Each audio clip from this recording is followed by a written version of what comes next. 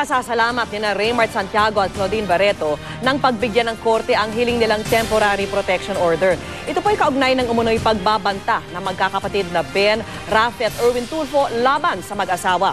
Nakatutok si Nelson Canlas, exclusive. Nakakuha ang mag-asawang Claudine Barreto at Raymart Santiago ng writ of amparo o temporary protection order mula sa korte laban sa magkakapatid na Tulfo. Nakasaad sa TPO na pinagbabawalan sina Ben, Rafi at Erwin Tulfo, maging ang kanilang mga aid o security men na lumapit man lang kay na Claudine, Raymart at kanilang immediate family sa loob ng 500 metro. Siyempre, nagpapasalamat ako sa korte at pinaboran kami at binigay sa amin yung temporary protection order ng korte at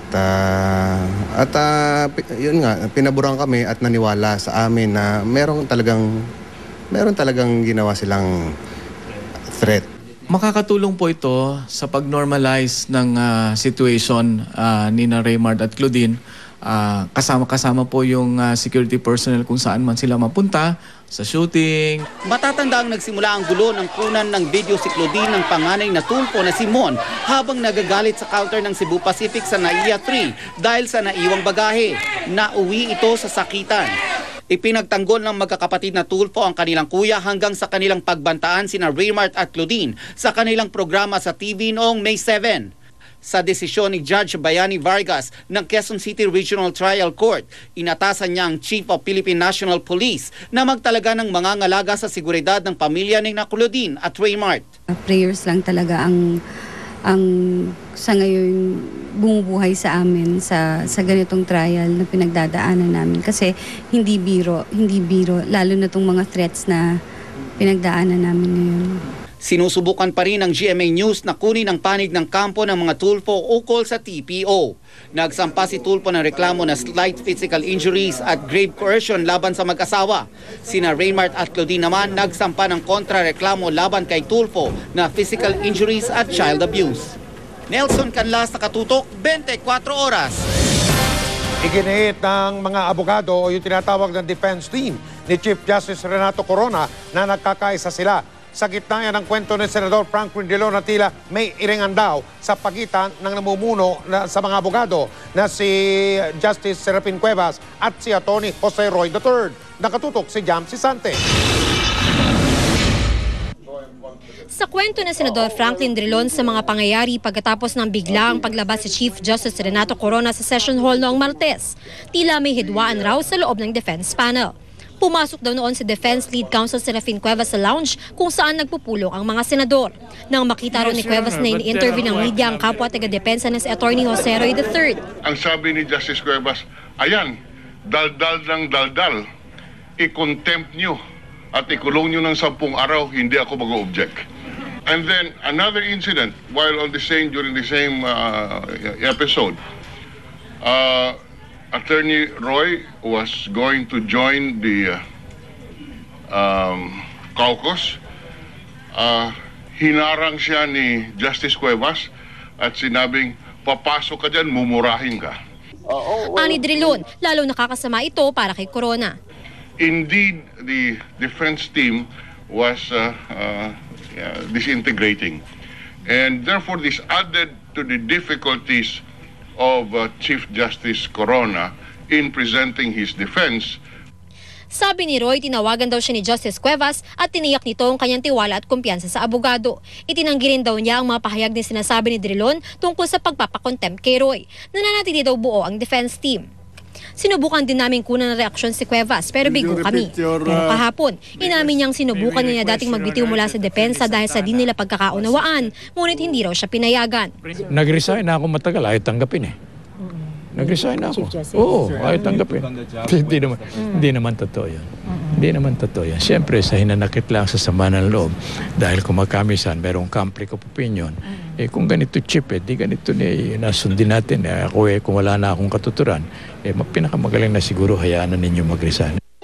Git naman ang tagapagsalita ng defense panel, nagkakaisa sila sa likod ng kanilang kliyente. Patuloy po na nagiging matatag ang defense team. Maaring meron po kami hindi pagkakasunduan sa mga legal issues na amin pong kinakaharap.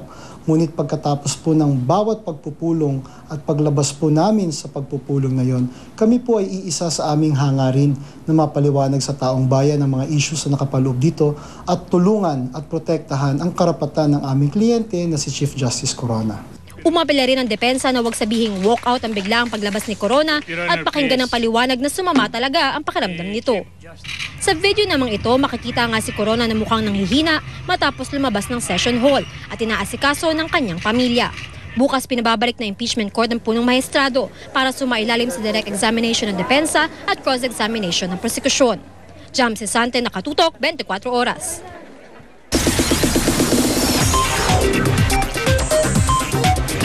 Chika Minutes! Bago pa man ang American Idol Grand Finale, may mga music producer na raw na gustong kumontrata kay Jessica Sanchez. Isang local music promoter naman, target na mag-concert sa Pilipinas ang AI finalists. Kasama syempre si Jessica. Yan ang chika ni Nelson Canlas. 8 taon ng avid fan ng American Idol si Normie Pelota. Katunayan, kung kinakailangan nga raw ay lumiliban pa siya sa trabaho, huwag lang ma-miss ang finale nito. Tulad ng ibang Pinoy, pinakaabangan ni Normie ang finale ngayong taon dahil sa kauna-unahang pagkakataon, may dugong Pinoy ang nasa top 2. Pero nang i-announce na ang winner, na-disappoint siya dahil abot kamay na raw sana ni Jessica Sanchez ang titulo bilang American Idol.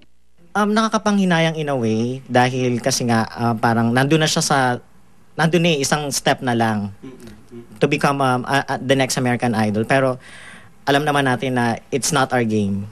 Para sa mga American yun eh. Ganito rin ang reaksyon ng maraming Pinoy na tumutok sa pinale. Suporta rin sa sa Pinoy niya. Ang Twitter, binahari ng iba't ibang pahayag mula sa mga celebrities. Ang international singer-actress na si Queen Latifah, bumilib din kay Jessica at tama lang daw talaga na iniligtas siya ng mga judges noon. Ang US TV host na si Mario Lopez, masaya rin sa naabot ni Jessica. Ang singer-composer na si Ogie Alcacid, nagpaabot din ng pagbati kay Jessica. Para naman sa music producer na si Ito Rapadas, kahit hindi si Jessica ang nanalo, malaki ang posibilidad na magkaroon daw ito ng international music career. Nakikita niya raw kasi sa Pinay-Mexican-American singer ang kakaibang katangian para maging successful. Remember, batang-bata siya, 16 years old. And yet, nandun na yung control, nandun na yung confidence, nandun na yung fearless attitude ni Jessica. So, ang kailangan na lamang, gawan siya ng album na i-highlight yung strength niya. At the same time, dapat meron ding space for growth. Finalist pa lang si Jessica, marami nang umaawit na kontratahin siya. Sa isang episode ng American Idol, sinabi ng international R&B singer na si Akon na I Wanna Steal Her. Maging ang sikat na music producer manager na si Tommy Motola na nagpasikat sa mga tulad ni Mariah Carey at Thalia. Gusto na raw i-sign up si Jessica para i-manage. Sa panayam ng GMA News kay Joe Jonas ng Jonas Brothers kahapon, sinabi niyang hanga raw siya kay Jessica. I think she's amazing. I said it earlier, I would love to do maybe a song with her one day, or if she was interested, that'd be kind of cool to work with her. She's fantastic. Sa aming panayam naman sa isang local music promoter, sinabi niyang malaki ang posibilidad na sa Setyembre ay mapanood na si Jessica sa Pilipinas dahil magko-concert daw dito ang mga finalist ng AI Season 11. Nelson Canlas, updated sa Showbiz Happenings. Ni Jessica Sanchez at Jennifer Holiday pinagpipiestahan sa internet sa pagbabalik na yan ng Chika Minute. Abangan, pambansang kamao Manny Pacquiao na nagte-training sa Amerika, binisita ng batang tagahanga na isang cancer patient. Isang ginang sa Hinigaran, Negros Occidental, kinasuhan matapos umanong patayin sa sakal ang dalawang anak. At videong kumakalat sa internet, cute na batang fan ni Jessica Sanchez nagmaktol ng matalo ang idolo.